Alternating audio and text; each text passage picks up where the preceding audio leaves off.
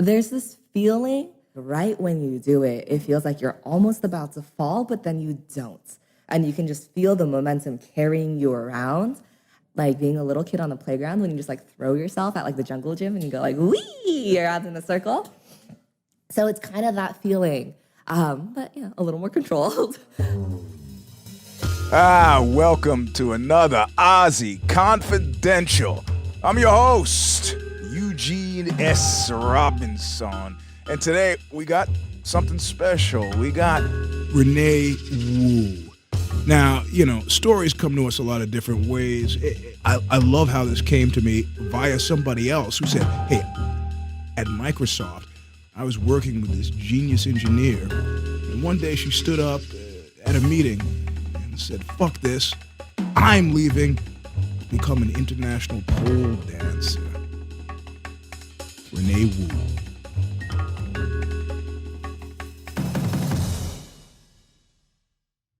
Sexy is something that is, like, everybody has a vision in their head of what sexy means to them. Right. And there might be overlapping pieces amongst different people's definitions, but there's also many differences. And I think sexy as a feeling, as like a theme, as a concept is very, very vague, and it's very big, and it can be many different things.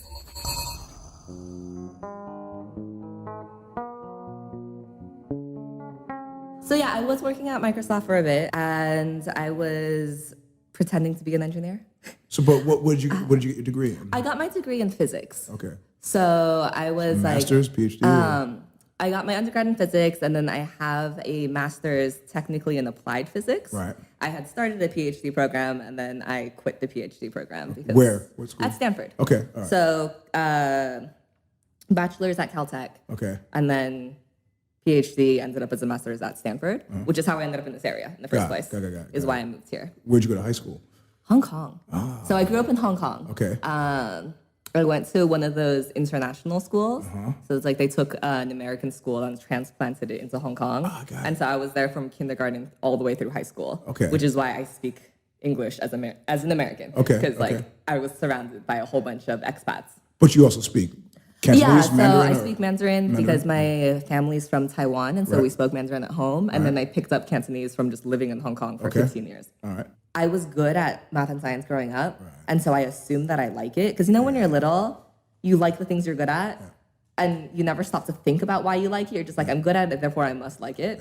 That just carried me all the way through till year one of grad school when I realized, wait, don't like. And I realized, since I quit, don't miss it.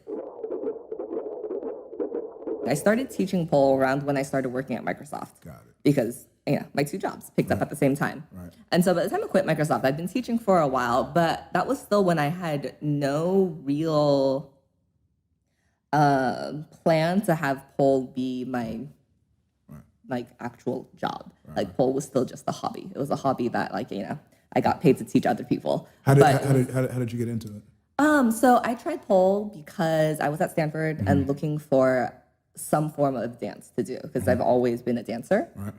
And so when I Googled Is that dance what you did studios, in high school instead of sports? Or so I did dance and gymnastics, basically All from the ages of 6 onwards. Okay. All the way through the end of high school. Okay. So I've always been dancing, and I kept dancing all the way through college. And so when I moved up here for Stanford, I was like, okay, I need to find myself a dance studio. When I Googled dance studios near Stanford, Potential popped up. Okay. And because it is one of the few places with adult classes that is within a half-hour radius of Stanford. Okay. And so I was like, I'd never done pole before, but I was like, why not? I'll try it. Right. Came, loved it from the very first second, and I just never left. But so I was at Microsoft, and then I decided that don't want to be an engineer anymore. Because I was looking at my peers, and they all were excited about science. They were excited about the research they were doing, come up with new ideas, and the actual day-to-day process of it. And I was just like, wow, I am not like you guys. And so now when you left, did this create, were your parents cool, whatever, or did you already have a job lined up at God, no. So when I left, I was totally expecting my parents to freak out because Of course they would. Stereotypical Asian parent, right? They were totally cool with it. It was baffling, actually. I was like, wait, you guys are so okay right now. Were they cool because you already had the job? No, I had no job. Okay. So that goes into this funny thing is not from the U.S., right? I was born in Taiwan. I was raised elsewhere. Right. And so I only came to college. So I was on a student visa. And so then that brought up the other part of if I quit school, bye-bye student visa, I need a way to stay in this country. Right. So I had been together with then boyfriend, now husband, for a couple years now. And like we had already planned on getting married. Right. It was just kind of like, okay, so I know we were going to get married like 4 years later, but how about we do this now? Like, what about we get married like right now instead of 4 years later? He's like, sure, next week. No, I mean now. Right so fucking now. I get to stay in this country. Right. I was honestly a little bit surprised. I was definitely expecting some kind of resistance or some questioning of like, are you sure this is a good idea? But they've been nothing but super supportive the whole way. And I think what they tell me is that they see how much happier I am now versus like when I was in grad school, when I was working at Microsoft. And so seeing that helps reassure them that like I definitely made the right choice. Because they're like, yeah, you're a different person. You're a much happier person. You're not miserable. And this is a good thing. And so like even though you are now doing something that's very different than what we all expected, like this is good. So the first move that I was ever taught how to do is called a roundabout or a dip spin. It's still my favorite move. And so what we start almost all beginners with, you just like hold onto the pole and you like make a little circle around. And so one hand on the pole. One hand on the pole, 1 foot on the floor, so you're not even in the area, and you just like rotate, big circle around the pole. And you can just feel the momentum carrying you around. And that feeling is just, it's so much fun. And there's something about it that just like really clicked and like resonated within me, where I just felt like, this is what I want to do. And then, it turned out that I was like reasonably good at it. And so I was like, now I'm here. I've never been shy about my body. Again, somehow, lucky enough, I didn't really grow up with those body image issues. And I think that is because not to good parenting, maybe, or good parenting. I think great coaches, because my gymnastics coaches, there are a lot of gymnastic coaches who really push people, and a lot of ballet teachers, right, who really push their students of like, you're too fat, you need to be thinner. I was lucky that I had amazing teachers and coaches who didn't like put any of that on us when we were kids, and instead the focus was always on like what you can do, which is what we tell people here now, right? You focus on what your body can do instead of what it looks like. And I guess I've just been lucky that I've always grown up with that idea. And so to me, it's never been a big deal. So like when I started pole too, and you'll see this when people first start pole, they'll start with like clothes. And the first time you tell them like, you got to take those pants off, they're kind of like, are you sure? Or like the first time you like, you have to get rid of the shirt. Are you sure? Even some of our other instructors, they'll tell you like the first time they went to pole, they were like, oh no, I'm keeping all my clothes on. And now they're like, everything off, right? But like when I first started, like that wasn't like a hang up for me. It was just like, I was like, oh, it's functional, therefore I will do it. And so I think like when it goes on stage, so long as it's functional, like if nudity is important to the performance I'm doing, it's gotta do it. This is what it's gonna have to be. So lest you think that what happens at these competitions is very much what happens at the strip club, you're wrong. It's not. These things take a better part of a day, and they have poles that are kind of pinioned to the floor, huge stage, and a judging panel that's as unforgiving as any judging panel ever. And these are moves that a lot of times, if you're on a 16-foot pole or 16 feet up high off the ground on a pole, there's only one part of your body touching the pole, preventing you from plunging to your death below. So it is not without its risk. But to win, you have to be a combination of skillful, strong, graceful, all while making it look slick as snot.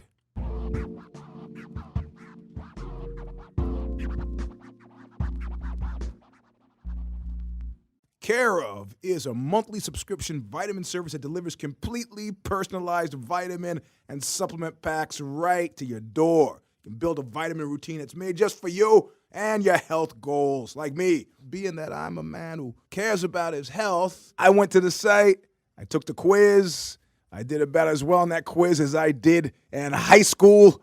So now it comes, right to my door. What is it? Well, I got some pre-workout stuff. So give it a try. Care of. Take advantage. This month's special New Year's offer. For 50% off your first month of personalized Care of vitamins, go to takecareof.com and enter OZY50. Takecareof.com, OZY50. Do it. Some expressions of sexy are easier to learn than others. And I think this is why you start by... Like what? Tell me. Well, in terms of like movements and like what movements convey as sexy, some movements are easier to learn on the body. Like for somebody who is new to dance, to some form of like physical expression, certain styles of movement will be easier for a beginner to pick up than other styles. To me, at least, and this is just like my interpretation of it, sexy stems from confidence. And so it can be fast, it can be slow, it can be aggressive, it can be shy, but there is this underlying confidence and like this sense of contentment with yourself and like your own energy. And it's that when it's transmitted outwards that gets read as sexy. At Friday Foreplay, the unofficial motto of Friday Foreplay, right? Someone somewhere finds it sexy. Like no matter what you do, someone somewhere finds it sexy. There are some people who very much do truly believe, like in their own mind, that what they do has nothing to do with stripping, has nothing to do with strip clubs. To me, I'm glad to see that it seems like that's getting slightly less common. Those people still exist. There are still people out there. And I think that is like, in response or in reaction to the social stigma that's out there. Because even here, where most people are pretty chill with it, right? Like, I worked at Microsoft and nobody ever like questioned the fact that I did pole. They all knew. And how some of them had like looked up my videos. And nobody like looked down on me for it. Like nobody like made any remarks about it. Because in the Bay Area, we're pretty lucky. People are pretty calm about this stuff. But even here, we have some students who worry about like, what do I tell my friends? What do I tell my family? Because they will tell their family and their family's not happy. Their family's not okay with it. And they go like, I can't believe you do that. And so I can see why. Okay, so the use of the word that, what do they mean? What do you think they mean when they say that? I think like for those people who have that impression, I think it is because they only have this mental image of pole in relation to sex work and stripping. And because they maybe haven't had very many interactions with sex workers of any form, they've made up this image in their head of what that seems to be to them. And unfortunately, as the case with most things, if you're just making up something in your head, you tend to assume the worst. I think probably one of the most damaging things to the sport or to the endeavor had to be Chris Rock. Do you remember his routine where he was talking about contemplating being a parent and making the right parental choices? And he goes, you know, any choice that keeps your daughter off the pole. Keep my baby off the pole.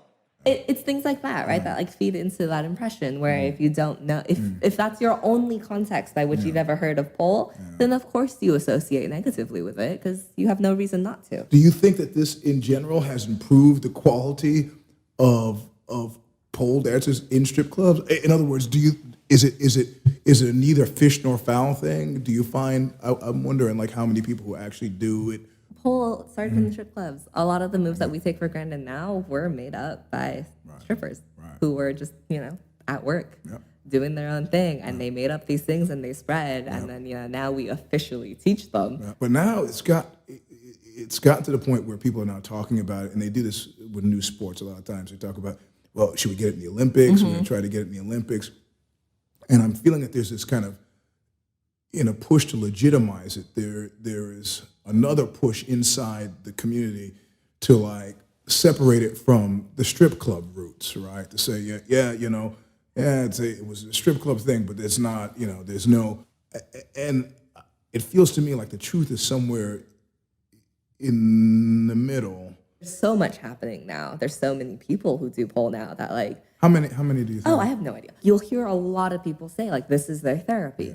But like what they're seeking therapy from, I think that is where it differs from person to person.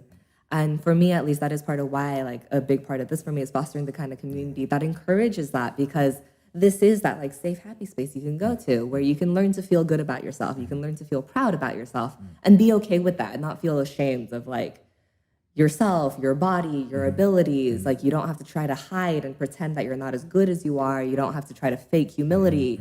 Like here we encourage people to be really confident and be like, yes, I know I am good.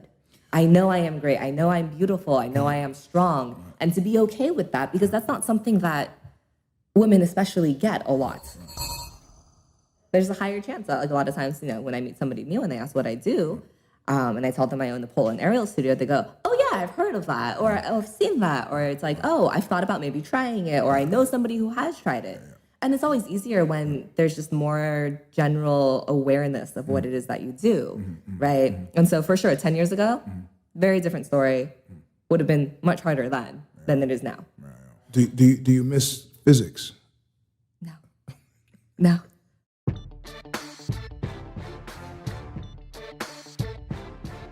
Next up, next week, Javier Mendez. Who? What? Yeah, oh look, he is like the Bill Belichick of MMA, mixed martial arts. He runs a place called AKA, American Kickboxing Academy, the winningest fight gym like in the world. And we're excited to get to talk to him. You want to hear me fanboy out? Next week on OZY Confidential.